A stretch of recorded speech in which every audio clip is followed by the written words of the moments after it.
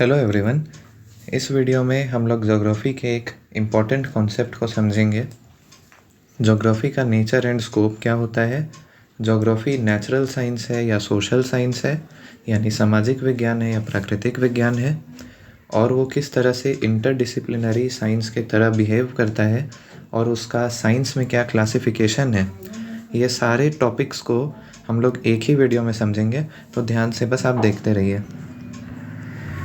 सबसे पहला हम लोग समझते हैं ज्योग्राफी का नेचर एंड स्कोप, यानी उसकी प्रकृति और उसका विषय क्षेत्र।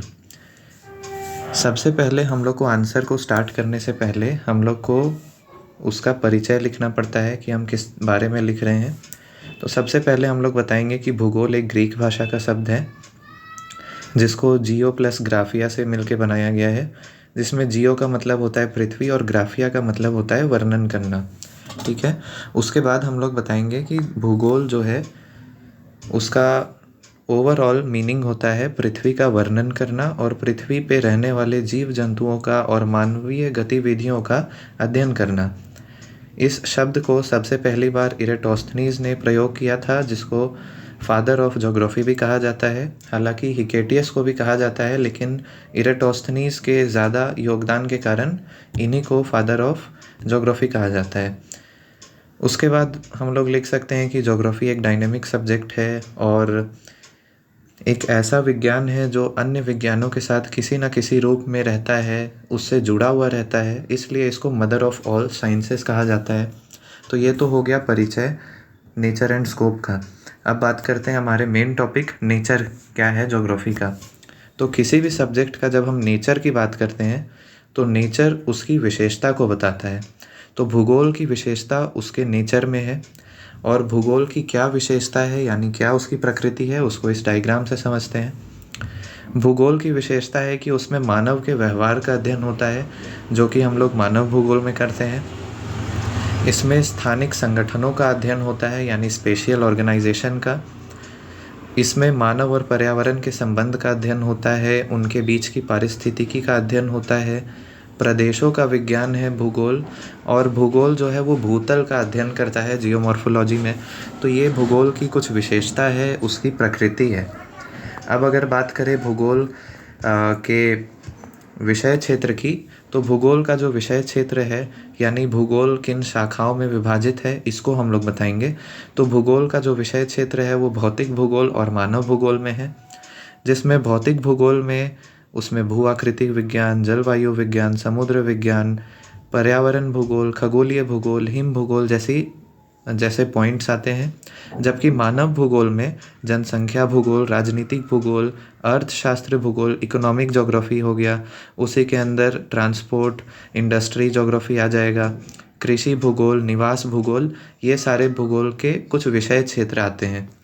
तो इस तरह हम लोग कह सकते हैं कि ज्योग्राफी जो है वो एक इंटरडिसिप्लिनरी साइंस है। हालांकि हम नेचर एंड स्कोप बता रहे हैं, लेकिन फिर भी इस पॉइंट को हम ऐड कर सकते हैं, क्योंकि एग्ज़ाम में आपका तीनों में से कोई एक क्वेश्चन ही पूछेगा।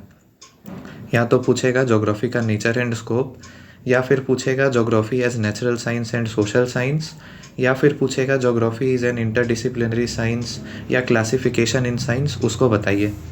तो आप ये पॉइंट भी ऐड कर सकते हैं किसी भी क्वेश्चन में कि इस तरह ज्योग्राफी एक इंटरडिसिप्लिनरी साइंस है और इसमें दोनों का अध्ययन होता है, भौतिक भूगोल का, प्राकृतिक भूगोल का, और बाकी साइंसेस से ये जुड़ा हुआ है। ठीक है।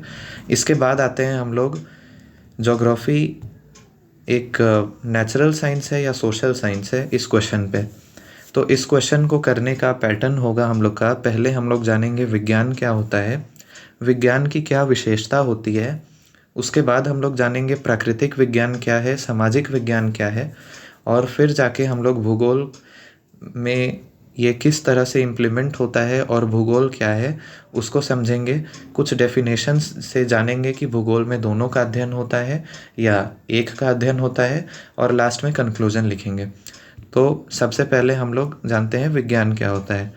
तो विज्ञान लैटिन भाषा का एक शब्द है जिसका मतलब होता है वे ऑफ गेनिंग नॉलेज, यानी कि ज्ञान प्राप्त करने की विधि, और विशेष ज्ञान ही विज्ञान है।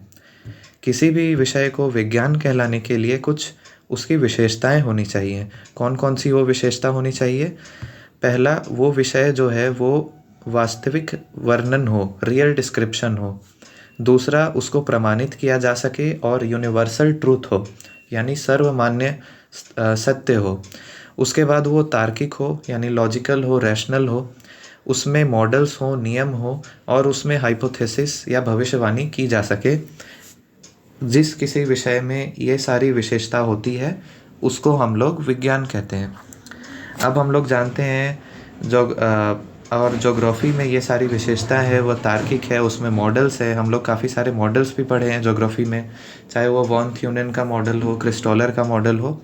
इसलिए हम लोग कह सकते हैं कि ज्योग्राफी एक साइंस है, क्योंकि उसमें विज्ञान की सारी विशेषताएं हैं। अब हम लोग जानते हैं प्राकृतिक विज्ञान क्या है और सामाजिक विज्ञान क्या है। तो प्राकृतिक विज्ञान विज्ञान की वह शाखा है जिसमें सबसे पहले तो हम लोग जानते हैं प्राकृतिक विज्ञान में किसका अध्ययन किया जाता है। तो उन सभी चीज़ों का अध्ययन किया जाता है जो पृथ्वी पर मौजूद है और जो मानव के हस्तक्षेप के बिना है, जैसे कि वायु, जल, सूर्य का प्रकाश। ये सारी चीज़ें मनुष्य के हस्तक्षेप के बिना पृथ्वी पे मौजूद हैं। इसका अध्ययन हम प्राकृतिक विज्ञान में करते हैं। प्राकृतिक विज्ञान के अंतर्गत इसकी काफ़ी उपशाखाएं हैं, जैसे जियोमॉर्फोलॉजी, भू आकृति विज्ञान, जलवायु विज्ञान, समुद्र विज्ञान, ये सारी चीज़ें।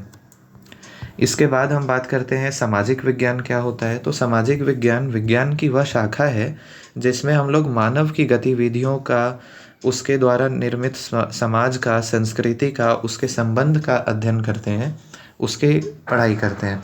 समाज क्या होता है? एक जैसे धर्म, जाति, भाषा आदि को मानने वाले लोग जब समूह में रहते हैं तब उसको समाज कहते हैं। एक जैसे धर्म, जाति, भाषा आदि को मानने वाले लोग समाज बनाते हैं, और जीवन जीने की शैली ही संस्कृति कहलाती है। ठीक है। और मानव भूगोल जो है वो भूगोल की एक उपशाखा है। ठीक है। और जिसमें हम लोग मानव से जुड़ी बातों का अध्ययन करते हैं, जैसे पॉपुलेशन ज्योग्राफी में, अर्थशास्त्र भूगोल में, राजनीतिक भूगोल में, निवासी भूगोल में, ये सब में। और ज्योग्राफी में हम लोग भौतिक भूगोल, फिजिकल ज्योग्राफी और मानव भूगोल दोनों को अध्ययन करते हैं। इसलिए ज्योग्राफी जो है वो इसलिए ज्योग्राफी में दोनों का पर्याप्त और बराबर भूमिका है। ठीक है। तो यहाँ पे भी हम लोग का आंसर ख़त्म हो सकता है कि ज्योग्राफी में नेचुरल साइंस और सोशल साइंस दोनों हैं। हम लोग अब इसको कुछ स्कॉलर्स के डेफिनेशन से देके और अच्छे से प्रमाणित करेंगे। तो बहुत सारे स्कॉलर्स आए हैं जिन्होंने ऐसी परिभाषाएं दी हैं जो यह बताता है कि भूगोल में मानव का भी योगदान है, मानव का भी अध्ययन होता है और प्रकृति का भी अध्ययन होता है।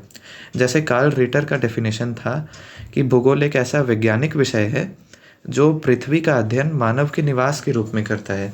इसमें पृथ्वी का भी अध्ययन होता है और मानव का भी अध्ययन होता है। ये कहना था कार्ल रिटर का। रिचर्ड हार्टशॉन ने भी ये बताया कि भूगोल जो है वो पृथ्वी का एक व्यवस्थित, सटीक और तर्क संगत अध्ययन है जो मानव के साथ उसका अध्ययन करता है। ये हार्टशॉन का कहना था। उनकी बुक नेचर ऑफ ज्योग्राफी में 1939 में उन्होंने ये बताया था। उसके बाद ऑक्सफोर्ड ने भी डेफिनेशन दिया था, परिभाषा दिया था 2015 में कि geography studies the ways in which space is involved in an operation and the outcome of physical and social process. तो इस परिभाषा में भी हम लोगों ने देखा फिजिकल एंड सोशल प्रोसेस दोनों को साथ में लिया जा रहा है। तो इन सभी परिभाषाओं को देखते हुए हम लोग ये कह सकते हैं कि ज्योग्राफी में मानव, पर्यावरण दोनों का अध्ययन होता है। इसलिए इसमें नेचुरल साइंस और सोशल साइंस दोनों का पर्याप्त भूमिका है। ठीक है। अब लास्ट अपने टॉपिक पे आते हैं, ज्योग्राफी एज इंटरडिसिप्लिनरी साइंस। तो इसमें भी हम लोग जब इंट्रोडक्शन लिखेंगे तो उसमें ज्योग्राफी क्या है, भूगोल कौन से शब्द से बना है, ग्रीक भाषा का शब्द है, जियो प्लस ग्राफिया, उसको बताते हुए ज्योग्राफी का हम लोग इसके बारे में बताएंगे कि इस पे क्या चीज़ का अध्ययन होता है। और फिर हम लोग नेक्स्ट टॉपिक पे आ जाएंगे ब्रांचेस ऑफ ज्योग्राफी, जिसमें हम लोग बांट देंगे इसको फिज़िकल और सोशल। और इसमें हम लोग यही सेम चीज़ लिख देंगे। फिज़िकल ज्योग्राफी में ये सारी बातें आती हैं, ये सारे विज्ञान का अध्ययन होता है, भू आकृति, जलवायु विज्ञान, ये सब। और मानव भूगोल में जनसंख्या, राजनीतिक भूगोल, ये सारी चीज़ों का अध्ययन होता है। इसको लिखने के बाद इंटरडिसिप्लिनरी साइंस में हम लोग फिर इसको और एक्सप्लेन करेंगे कि कैसे ये साइंस के दूसरे विषयों से जुड़ा हुआ है। तो जैसे फिज़िकल ज्योग्राफी की अगर बात करें तो फिज़िकल ज्योग्राफी जो है वो जियोलॉजी से जुड़ा हुआ है, बायोलॉजी से जुड़ा हुआ है, मेट्रोलॉजी से जुड़ा हुआ है, इन्वायरमेंटल साइंस से जुड़ा हुआ है। ठीक है। उसके बाद बात करें ह्यूमन ज्योग्राफी का, तो human geography anthropology, economics, political science, sociology ये सब से जुड़ा हुआ है। फिर ज्योग्राफी में हम लोग जीआईएस का भी स्टडी करते हैं जो कि कंप्यूटर साइंस से जुड़ा हुआ है, इंजीनियरिंग से जुड़ा हुआ है। कल्चरल ज्योग्राफी हम लोग पढ़ते हैं जो कि हिस्ट्री और आर्ट से जुड़ा हुआ है। तो इन सभी बातों को मिलाकर हम ये कह सकते हैं कि हमारी दुनिया की जितनी जटिल मुद्दे हैं, जटिल टॉपिक्स हैं, वो सारी चीज़ों का स्टडी ज्योग्राफी में थोड़ा बहुत ही सही पर होता है। और इसलिए ज्योग्राफी का जो अंतर विषयिक स्वभाव है, इंटरडिसिप्लिनरी जो इसका नेचर है, वो सामाजिक और प्राकृतिक चुनौतियों को समझने में हमारी सहायता करता है। तो इस तरह से हमारा आंसर कंप्लीट हो जाएगा और हम लोगों ने जाना ज्योग्राफी का नेचर एंड स्कोप क्या होता है, ज्योग्राफी नेचुरल साइंस है या सोशल साइंस है इसको समझा, और ज्योग्राफी का क्लासिफिकेशन साइंस में कैसे है, वो कैसे एक इंटरडिसिप्लिनरी साइंस है, इसको हम लोगों ने बहुत शॉर्टली समझा है। आप लोग इसको और एक्सप्लेन करके लिख सकते हैं। Thank you.